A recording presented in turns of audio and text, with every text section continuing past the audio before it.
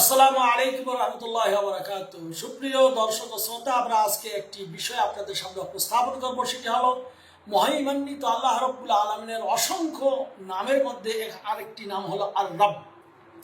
এই আর রব শব্দের অর্থ কি? এর অর্থ হলো যে আল্লাহ রাব্বুল আলামিন একচ্ছত্র, আপনার আমার লালন পালনকারী, আপনার আমার পরিচালনাকারী, আপনার আমার সৃষ্টিকর্তা, আপনার আমার মালিক, আপনার আমার সকল কিছু করার একচ্ছত্র ক্ষমতাভাব হলেন আপনার আমার প্রভু, তিনি হলেন আর রব।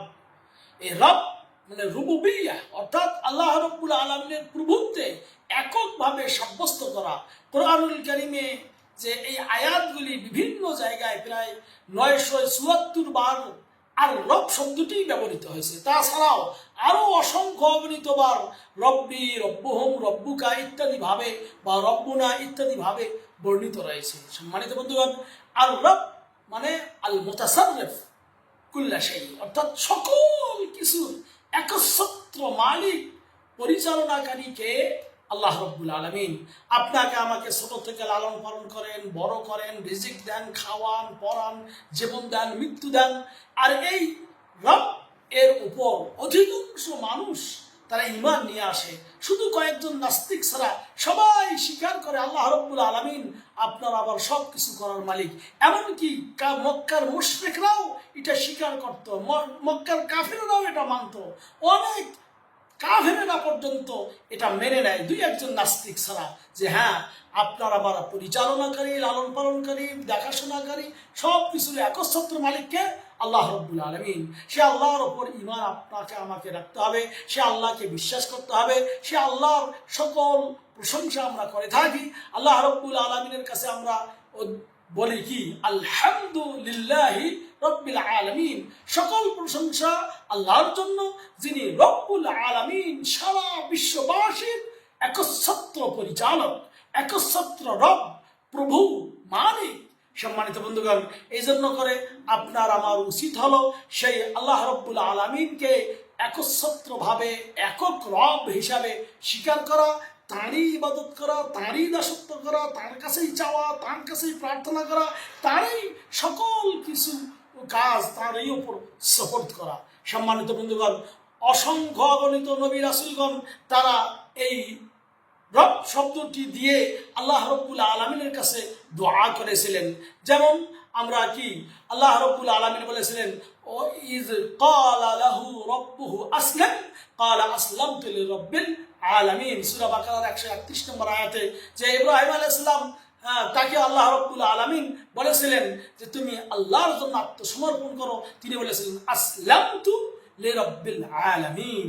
সারা বিশ্বের যিনি প্রতিপালক রব, তারই কাছে আমি স্যালেন্ডার করলাম, তারই কাছে আমার সকল কিছু সহদ করলাম, তার কাছেই তারই আমি মানে কি ঈমান নিয়ে আসলাম। তারপর তিনি আরো দোয়ায় আমরা কি বলে থাকি? ইন্না সলাতি ওয়া নুসুকি ওয়া মাহইয়ায়া ওয়া মামাতি লিল্লাহি রাব্বিল আলামিন। সূরা আনআম 162 নম্বর আয়াতে আমার সালাত, আমার যাবতীয় ইবাদত, আমার কুরবানি, আমার জীবন, আমার মরণ সব কিছু কার জন্য? আল্লাহ রাব্বুল আলামিনের জন্য। এবং তিনি কি? রব্বুল আলামিন, সারা বিশ্বের একচ্ছত্র প্রতিপালক। সম্মানিত বন্ধুগণ, এই জন্য করে আল্লাহ রাব্বুল আলামিন বলছেন, সেই রব ছাড়া অন্য কাউকে তোমরা কি আরো ডাকবে? না, ডাকা যাবে না। কুল আগাইরাল্লাহি আবগি রাব্বান ওয়া হুয়া রব্বু কুল্লি শাই। আমি কি সেই আল্লাহ রাব্বুল আলামিন ছাড়া অন্য কাউকে রব হিসাবে, অন্য কাউকে আমার মালিক হিসাবে, অন্য কাউকে আমার কল্যাণ অকল্যাণের নির্ধারক হিসাবে গ্রহণ করব? কুল আগাইরাল্লাহি আবগি রাব্বান, আমি সেই আল্লাহ ছাড়া কি অন্য কাউকে আমি রব হিসেবে গ্রহণ করতে পারি? ওয়া হুয়া রব্বু কুল্লি শাই, অথচ তিনি হলেন সকল কিছুর একচ্ছত্র মালিক। সূরা আনআমের 164 নম্বর আয়াতে এটা বলা হয়েছে। এই জন্য করে আল্লাহ রাব্বুল আলামিন বলতেছেন, আলা লাহুল খালকু ওয়াল আমর তাবারাকাল্লাহু রাব্বুল আলামিন।